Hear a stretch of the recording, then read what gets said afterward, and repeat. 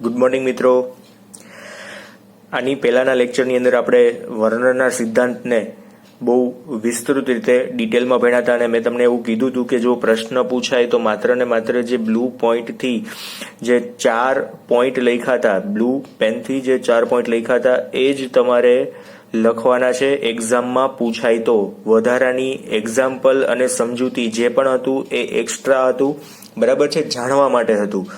અને હજુ એક આજે સવારમાં જ એક મેસેજ હતો કે વૈશ્લેષિક પ્રક્રિયકો એટલે શું એવું કોઈએ મને પૂછ્યું હતું. તો એ વૈશ્લેષિક પ્રક્રિયકો એટલે એનાલિટિક રિએજન્ટ થાય. એટલે જે તમે ઓલું બીજું ચેપ્ટર ભણો છો દ્રાવણો, આની અંદર જે પ્રક્રિયાઓ થતી હોય અને એની અંદર જે પ્રક્રિયકો ઉપયોગમાં લેવાતા હોય એને વૈશ્લેષિક પ્રક્રિયકો કહી શકાય. એટલે સાદા પ્રક્રિયકો તમે શબ્દ યુઝ કરશો તોય ચાલશે, એમાં વૈશ્લેષિક શબ્દ આગળ ન લઈએ ને તો પણ ચાલે, બરાબર છે. હવે આને તમને દેખાય જ છે કે સ્ટાર્ટઅપ જ આપણે જેક્રોસ જેથી કરવાના છે. તો હવે આની પહેલાના લેક્ચરમાં મેં આ રિએક્શનો લખેલી હતી, તમને યાદ હોય તો આ 3 કમ્પાઉન્ડ જ્યાં દેખાય છે 1, 2 અને 3 જે નંબર આપેલા છે એ 3 આપણે કમ્પાઉન્ડ આની પહેલા કઈ રીતે બન્યા ને એ તો ભણી જ ગયા છીએ. પણ હવે મિત્રો આની અંદર વધારાનું કંઈક એવું પૂછાય કે આ જો એક પ્રક્રિયક લઈને આપણે એક દ્રાવણ બનાવ્યું તો એ દ્રાવણની વાહકતા શું હોય. તમે લોકો ચેપ્ટર નંબર 3 ની અંદર ભણી ગયા છો કે જેમ આયનોની સંખ્યા વધારે એમ વાહકતા વધારે. આવું શીખી ગયા છો? હા પાડો, ભલે મને ન દેખાય, હા તો પાડો ખાલી. હા તો વાંધો નહીં. શું શીખાતા કે જે તે પ્રક્રિયકનું તમે દ્રાવણ બનાવ્યું છે જેમ આયનો એમાં વધારે હોય એમ એની વાહકતા વધારે હોય. તો અહીંયા શું દેખાય છે એક્ઝેક્ટલી જોઈએ કે ભાઈ આ એક પ્રક્રિયક છે, એનું આયનીકરણ કર્યું. Cl3 છે તો 3Cl એની ઉપર માઇનસ ચાર્જ હોય તો આગળનો જે કાઉન્સ એની ઉપર કયો ચાર્જ આવે? Plus charge. અને કેટલો હોય? 3 પ્લસ જ આવે. 3 માઇનસ છે તો 3 પ્લસ આવે. તો કુલ આયનો કેટલા? તો 1 + 3 = 4, બરાબર છે. એના પછીનું આ બીજું જોઈએ. બીજાની અંદર શું આવશે કે CONH3 5Cl Cl2 છે. તો આનું આયનીકરણ કેવી રીતે થશે? ક્લોરીન કેટલા છે કાઉન્સની બહાર? માત્ર 2 જ છે. તો 2Cl- એટલે 2 માઇનસ ચાર્જ હોય તો આ કાઉન્સ ઉપર 2 પ્લસ ચાર્જ આવે ને. પણ કુલ અહીંયા શું આવશે? આયનોની સંખ્યા 1 અને 1/2, બરાબર છે. 1/2 એટલે 1 + 2 = અહીંયા શું આવશે? 3. ટોટલ અહીંયા 4 આયનો હતા, અહીંયા કુલ આયનો કેટલા છે? 3 છે. હવે આના પછીનું જોઈએ એની અંદર કેટલા આવશે? ખાલી 2 જ આવશે. આયનીકરણ તમે અહીંયા જાતે જોઈ લેજો. તો અહીંયા આપણે શીખવાનું શું હતું કે જેમ આયનોની સંખ્યા વધારે એમ જે તે દ્રાવણની વાહકતા વધારે હોય, બરાબર. એટલે આવું કંઈક પૂછાય તો તમારે સીધું આયનીકરણ કરવાનું, આયનીકરણ કરીને આયનોની સંખ્યા કાઉન્ટ કરવાની. એટલે અહીં મેં લખ્યું છે વિદ્યુત વિભાજ્યોની વાહકતા આયનોની સંખ્યા જેમ વધુ તેમ વાહકતા વધુ, બરાબર. તો અહીંયા પ્રથમ, દ્વિતીય અને તૃતીય જે 3 પ્રક્રિયાઓ લખેલી છે એમાં મેં અહીંયા ઇન્ક્રીઝિંગ ડિક્રીઝિંગ ઓર્ડર આપેલો છે કે સૌથી વધારે વાહકતા કોની? પહેલાની, પછી બીજાની ને ત્રીજાની, બરાબર છે. આ એક જેક્રોસ જેનો ક્વેશ્ચન હતો. જો MCQમાં ક્યાંક આડો આવે તો તમે જાતે સોલ્વ કરી શકો. પછી હું MCQ ની PDF પણ તમને લોકોને મોકલીશ. હજુ તો આપણે એક જ પ્રશ્નો ભણ્યા છીએ અને આજે એક ઉદાહરણ અને 6-7 જેવી વ્યાખ્યાઓ છે એ આપણે ભણવાના છીએ. બહુ નાના ટોપિક છે, ધ્યાન આપજો. આપણે એના પછીનો કોયડો જોઈએ જે તમારી ટેક્સ્ટ બુકમાં છે. જો ટેક્સ્ટ બુક હોય તો ઠીક છે, અધરવાઇઝ આપણે અહીંયા ક્વેશ્ચન પણ લખેલો જ છે, બરાબર છે. નીચેના સંયોજનોમાં ધાતુની દ્વિતીયક સંયોજકતા સૂચવો. હવે આ દ્વિતીયક સંયોજકતા જે પોઈન્ટ છે એ આપણે વર્નરના સિદ્ધાંતની અંદર એક્ઝેક્ટલી ભણી ગયા છીએ, બરાબર. ક્વેશ્ચનની અંદર તમને ટેક્સ્ટ બુકમાં આટલું જ આપ્યું છે કે PdCl2 × 4NH3 ની પ્રક્રિયા AgNO3 ના અણુઓ સાથે થાય તો શું બને અને એની દ્વિતીયક સંયોજકતા કેટલી હોય? 2 વસ્તુ આપણે ગોતવાની છે. મેં તમને આની પહેલા જ્યારે 6 પ્રક્રિયાઓ જોઈને ત્યારે પણ મેં કીધું હતું કે AgNO3 ના જેટલા મોલ હોય એટલા નિપજની અંદર ક્લોરીન છૂટા પડી જાય, બરાબર છે. એટલે અહીંયા જુઓ જોઈએ ને કે AgNO3 ના મોલ મેં અહીંયા લખ્યા છે 2. તો જો 2 AgNO3 હોય તો 2 ક્લોરીનના અણુઓ અહીંયાથી છૂટા પડી જાય અને કાઉન્સમાં શું વધશે? ખાલી આટલું જ કે PdNH3 4 અને Cl2 ક્યાં વયા જશે? 12. શું કામ? એને 2 ક્લોરીન ગયા કેમ કે 2 AgNO3 છે તો 2 AgCl છૂટા પડી શકે, બરાબર છે. આ પ્રક્રિયા મેં તમને આની પહેલાના લેક્ચરોની અંદર બતાવેલી જ છે, બરાબર. NiCl2 ઇન્ટુ 6H2O ની પણ પ્રક્રિયા કોની સાથે? તો 2 મોલ AgNO3 સાથે છે. તો એમાં પણ 2 ક્લોરીનના અણુઓ છૂટા પડશે. તો કાઉન્સમાં કોણ વધશે? H2O કેટલી વાર છે? 6 વાર છે. એટલે NiH2O6 અને Cl2. પેલા તો આપણે આ નિપજો ગોતવી પડશે તો તમને ખબર પડશે કે દ્વિતીયક સંયોજકતા શું છે. પછી AgNO3 નાખ્યો જ નથી તો શું થાય? તો બાકીની બધી જ વસ્તુ શું રહેશે? કાઉન્સમાં જ રહેશે. Cl કેટલા છે? 4 છે. પીટી સાથે તો HCl કેટલા છે? 2 છે. એમને એમ જ લખી નાખવાના. બરાબર, આવું કંઈક બંધારણ બની ગયું. ત્યાર પછી COCl3 into 4NH3 ની અંદર એક જ AgNO3 નાખ્યો છે તો એક જ Cl બહાર નીકળશે. બાકીનું બધું જ કાઉન્સમાં લખાશે. બરાબર છે.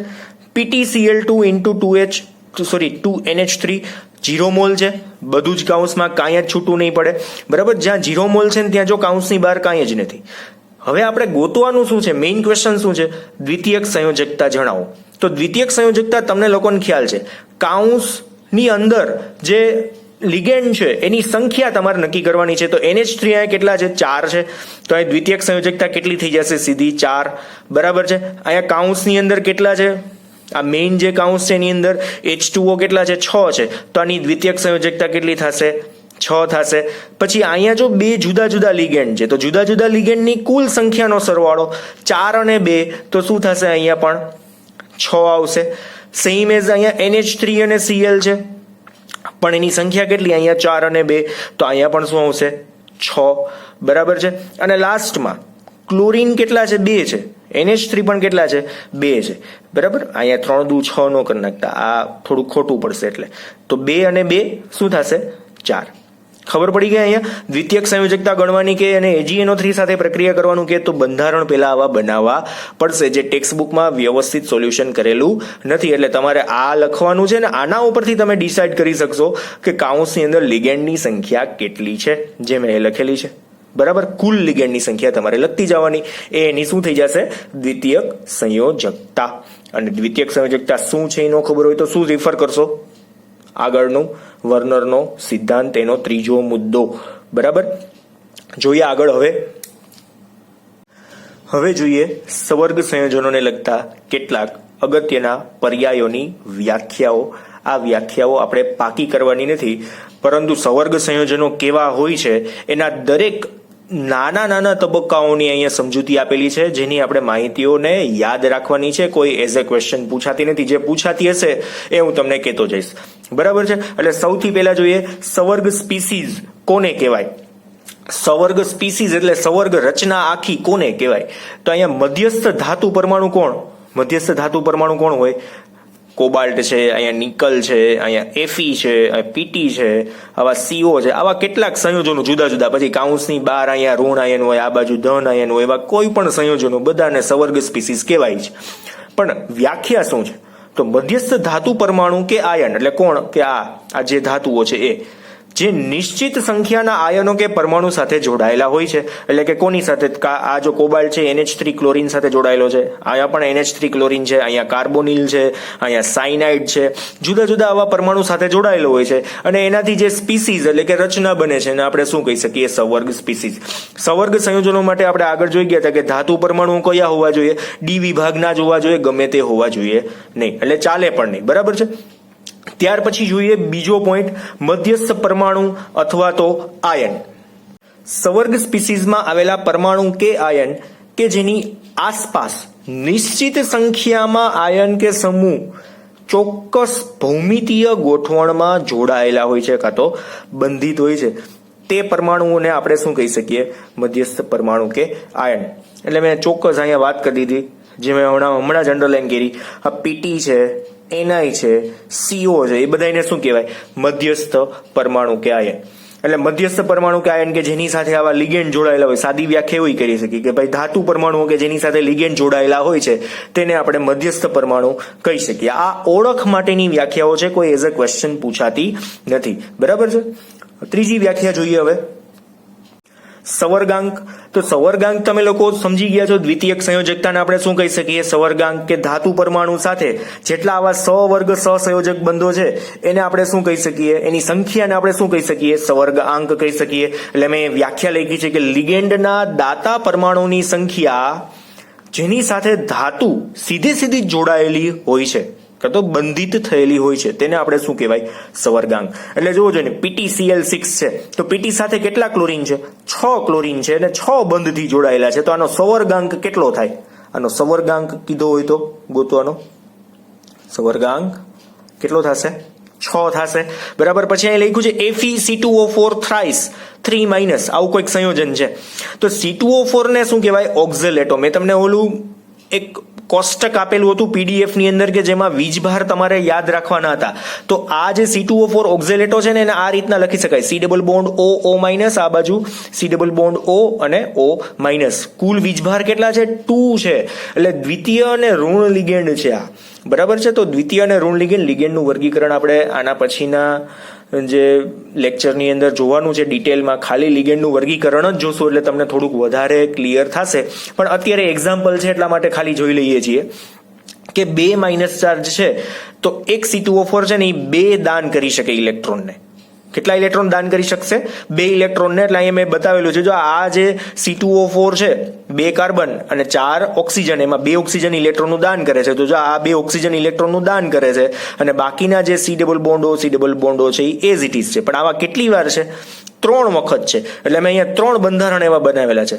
2 ઓક્સિજન માઇનસ ચાર્જ, આ 2 ઓક્સિજન માઇનસ ચાર્જ વાળા અને આ 2 ઓક્સિજન. ટોટલ કેટલા ઇલેક્ટ્રોન ડોનેટ થાય છે? તો ભાઈ ટોટલ તો 6 જ થાય છે. તો 6 થતા હોય તો આનો સવર્ગાંક કેટલો થાય? સેમ એઝ આમાં જે થાય છે એટલો જ. બરાબર. એક આમાં એક જોવાનું છે 3- ચાર્જ છે તો અહીંયા કાઉન્સની ઉપર 3- હોય પણ અહીં જગ્યા નથી એટલે આપણે કર્યો નથી. બરાબર. સમજવાનું આ છે. અને હજુ આવા એક્ઝામ્પલો આપણે આગળ જશું એમ તમને થોડાક વધારે આવડશે, કેમ કે આ બધાની ઓક્સિડેશન આંકની ગણતરીમાં જરૂર પડશે પણ ખરી. પણ લિગેન્ડનું વર્ગીકરણ જોશું ને એટલે તમને લોકોને હજુ ડિટેલમાં આ વસ્તુ સમજાઈ જશે. આનો વીજભાર કેટલો છે? -2 છે. તો સવર્ગાંક કેટલો થશે આનો? 6 થાય. બરાબર. 3 દુ 6. આ બધામાં તો એક વીજભાર હતો એટલા માટે 6 એ 6 જેમ થતા હતા. પણ અહીંયા 3 એટલે 3 સવર્ગાંક નો થઈ જાય, ઉપર વીજભાર સાથેનો ગુણાકાર કરવાનો આવે. બરાબર. એ ભવિષ્યમાં હજુ લેક્ચર આપણે આવશે ને આગળ આ ચેપ્ટરના, ત્યારે તમને ધીમે ધીમે હજુ ક્લિયર થતું જશે. એટલે ઉપાધિ ન કરતા, ખાલી સવર્ગાંકની વ્યાખ્યા જોઈ લેજો અને કઈ રીતે ગોતવાનો એ જોઈ લેજો. ત્યાર પછી જોઈએ સવર્ગ પ્રભાવ ક્ષેત્ર. સવર્ગ પ્રભાવ ક્ષેત્ર શું છે? પ્રભાવ ક્ષેત્ર અને પ્રતિ આયન વિશે મેં તમને પહેલાય માહિતી આપી દીધી. ફરી પાછી વાત અહીંયા કે ભાઈ આ K4FeCN6 છે તો આ જે ભાગ જે છે એને પ્રભાવ ક્ષેત્ર કહેવાય. આને શું કહેવાય? પ્રતિ આયન કહેવાય. હવે આમાં ધન આયન છે, આમાં શું છે? આ બાજુ ઋણ આયન. જમણી બાજુ હોય ને એને ઋણ આયન કહેવાય. આ યાદ રાખજો. જમણી બાજુ હોય એને ઋણ આયન, કાઉન્સની ડાબી બાજુ હોય એને ધન આયન. પણ કયા નામે ઓળખાય? બંને પ્રતિ આયનથી જ ઓળખાય. જો આનું આયનીકરણ કર્યું તો આ જે કાઉન્સ છે ને એને સવર્ગ પ્રભાવ ક્ષેત્ર કહેવાય અને આ ક્લોરીન છે એને શું કહેવાય? પ્રતિ આયન. પણ એને વ્યાખ્યાયિત કઈ રીતે કર્યું છે ને એ આપણે જોઈએ કે મધ્યસ્થ પરમાણુ કે આયન અને તેની સાથે જોડાયેલા લિગેન્ડને ચોરસ કૌંસમાં લખવામાં આવે છે. જો મધ્યસ્થ પરમાણુ એની સાથેના લિગેન્ડને ચોરસ કૌંસમાં લખવામાં આવે છે તેને આપણે શું કહેવાય? પ્રભાવ ક્ષેત્ર. અને કૌંસની બહાર લખાતા પરમાણુ ને આપણે શું કહી શકાય? પ્રતિ આયન. એટલે કૌંસની બહાર કોણ લખ્યો છે? અહીંયા K4 છે ને અહીંયા કોણ છે? Cl3 છે. એ બધા શું કહેવાય? પ્રતિ આયન. બરાબર. હવે જોઈએ 5મી વ્યાખ્યા. એ સવર્ગ બહુફલક.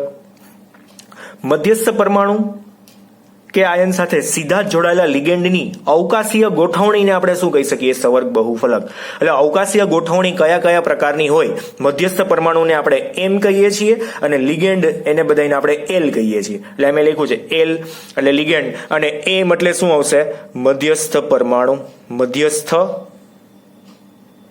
ધાતુ. મેં અહીંયા સીધા ઉદાહરણો પણ આપેલા છે.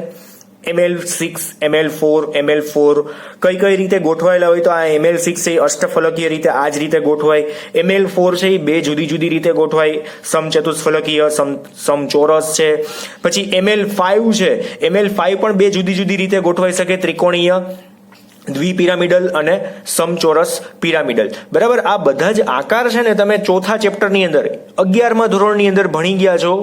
એટલે વળી પાછું એમાં યાદ કરી લેજો કે કયા આકાર કેવી રીતના હોય. આપણે તમને યાદ હતું ઓલું કોષ્ટક મેં તમને પાકા કરવાના કીધા હતા કે ભાઈ આવા અણુઓના ઓલું AB6 ને AB3 ને AB2E ને જુદા આકાર હતા, AB4E ને AB4E2 ને યાદ છે ને? આ પાછા જોઈ લેજો. એટલે એમ એટલે આ જે છે એ પ્રકારના ટૂંકમાં બંધારણો હોય, પણ આપણે મિત્રો ખાલી આ જ જોવાના છે, ML6, ML4, ML4 આ 3 પ્રકારના જ બંધારણોની આ ચેપ્ટરની અંદર ચર્ચા કરવાની છે. એટલે અહીંયા સવર્ગ બહુફલક કયા કયા આકારના હોય છે એ અહીંયા 5 આકાર આપ્યા છે, પણ આપણે ભણશું કયા કયા આખા ચેપ્ટરની અંદર આ 1, 2 અને 3 નંબરના જે છે એ. બરાબર. ત્યાર પછી હવે જોઈએ ઓક્સિડેશન આંક કઈ રીતે ગણી શકાશે. મેં તમને આની પહેલાના લેક્ચરમાં પણ ઓક્સિડેશન આંકની ગણતરી વિશેની થોડીક વાત કરેલી હતી. ફરી પાછી વાત કે મધ્યસ્થ પરમાણુનો ઓક્સિડેશન આંક, અને ખાસ યાદ રાખવું મધ્યસ્થ પરમાણુ એટલે કે ધાતુ આયનનો જ ઓક્સિડેશન આંક ગણવાનો છે, ધન આયનના ઓક્સિડેશન આંક ગણતા નહીં હો. બરાબર. અને ધન આયન શું છે એ મેં તમને હમણાં કીધું, ચોથા નંબરના પોઈન્ટની અંદર પાછું જોવું જોઈ લેજો. હા. મધ્યસ્થ પરમાણુ સાથે ભાગીદાર થયેલ ઇલેક્ટ્રોન યુગ્મ સાથે બધા જ લિગેન્ડ દૂર કર્યા પછી જે મળતો વીજભાર હોય ને એને આપણે શું કહેવાય, ઓક્સિડેશન આંક. વ્યાખ્યાને યાદ રાખવાની નથી, નહીં ખબર પડે એટલે. પણ આ જોઈ લઈએ, CuCN4 છે, એમાં તમારે ઓક્સિડેશન આંક કોનો ગણવાનો છે, કોપરનો. ધાતુ આયન થાય ને, મધ્યસ્થ પરમાણુ કોણ, કોપર, એની સાથે કોણ જોડાયેલા છે, 4 સાયનાઇડ. પણ મેં તમને શીખવાડેલું છે ઓક્સિડેશન આંક કેવી રીતના, Cu વત્તા કેટલા Cn છે, 4 Cn. હવે કાઉન્સની ઉપર 3 છે તો અહીંયા ઇક્વલ ટુ 3 કરવાનો. બરાબર છે. શું આવશે અહીંયા, Cu વત્તા 4, સાયનાઇડ નો વીજભાર કેટલો, સાયનાઇડ માઇનસ જ હોય ને, NaCN હોય તો Na plus, Cn minus, KCN હોય તો K પ્લસ, Cn માઇનસ, તો સાયનાઇડ નો વીજભાર કેટલો આવશે અહીંયા માઇનસ, અહીંયા 3 હવે આ 4 છે, 4 માઇનસ છે, પેલી બાજુ જાય તો શું થઈ જાય, -3 + 4 તો આવશે શું, Cu +1. બરાબર. આ બીજું એક એક્ઝામ્પલ છે જેમાં પ્લસ વીજભાર આપેલો છે, તો હવે તમને સીધી ખબર પડશે ને કે CO વત્તા 4 NH3 અને 2 ક્લોરીન છે. બરાબર. તો NH3 નો વીજભાર 0 છે, ક્લોરીન નો વીજભાર કેટલો છે, -1, ને ઉપર કેટલો આપ્યો છે, +1. તો અહીંયા +1 ઇક્વલ ટુ માં, જો રેસ 2 હોય તો ઇક્વલ ટુ માં, જે વીજભાર કાઉન્સની ઉપર આપેલો છે એ ઇક્વલ ટુ માં લખવાનો રહેશે. બરાબર છે. એટલે મેં હજુ આગળના લેક્ચરોની અંદર પણ ઓક્સિડેશન આંક ગણીને તમને સમજાવેલા છે, એ પણ જોઈ લેજો પાછા, એટલે વળી પાછું એમ ન થાય કે ક્યાંથી આવ્યું. એટલે હું તમને આના એક્ઝામ્પલ પણ હોમવર્કમાં આપું છું હમણાં જ, પણ આ પેલા પૂરું કરી નાખો. CO વત્તા 4 ગુણ્યા શું આવશે અહીંયા 0, કેમ કે એનો ઓક્સિડેશન આંક શું આવશે, 0. આ તટસ્થ લિગેન્ડ છે, મેં તમને ઓલું કોષ્ટક આપ્યું છે એમાં જોઈ લેજો, અને આગળ પણ આપણે ગણેલા છે. 2Cl તો અહીંયા શું આવશે, Cl નો વીજભાર કેટલો, -1, અને અહીંયા +1, આ -2 છે, પેલી બાજુ જાય તો +2 થઈ જાય, તો ટોટલ શું આવશે અહીંયા, CO = +3. કાઉન્ટિંગ અહીંયા આખું લખેલું છે. હવે આના એક્ઝામ્પલ તમારે જે હોમવર્કમાં કરવાના છે 3 મેં આપેલા છે, એ 3 જાતે ટ્રાય કરજો. જે ન આવડે એ તમે મને કહેજો, નેક્સ્ટ લેક્ચરની અંદર આપણે એનું સોલ્યુશન સીધું સ્ટાર્ટિંગમાં જ બતાવશું. બરાબર છે. જો એ લખ્યું છે મધ્યસ્થ પરમાણુનો ઓક્સિડેશન આંક ગણો, PtNH3 Cl2. તમારે કોનો ઓક્સિડેશન આંક ગણવાનો છે, લાલ કલરના જે છે PT નો. અહીંયા પછી PdNH3 PD નો કાઉન્ટ કરવાનો છે. ક્રોમિયમ છે CrCl2NH3 અને કાઉન્સની બહાર Cl છે. આવું મેં એક એક્ઝામ્પલ આગળ આપેલું છે, પણ ક્રોમિયમનું નહોતું. હવે તમારે આગળના લેક્ચર જોવા પડશે, જો હશે તો તમને આવડશે, જો આ ન આવડે તો મને કહેજો. બરાબર. બીજું તો કાંઈ થાય એવું નથી, આપણે સોલ્યુશન નેક્સ્ટ લેક્ચરમાં જોઈ લેશું. પણ તમારે આ 3 ધાતુ આયનોના ઓક્સિડેશન આંક તમારે મને કહેવાના છે. હિન્ટમાં મેં એવું લખ્યું છે કે જવાબ ધન જ આવશે, પોઝિટિવ મૂલ્ય જ આવે, નેગેટિવ ગોતી ન આવતા, ધાતુ આયન છે. બરાબર. ઓકે. હવે આના પછી જોઈએ લાસ્ટ પોર્શન આપણો.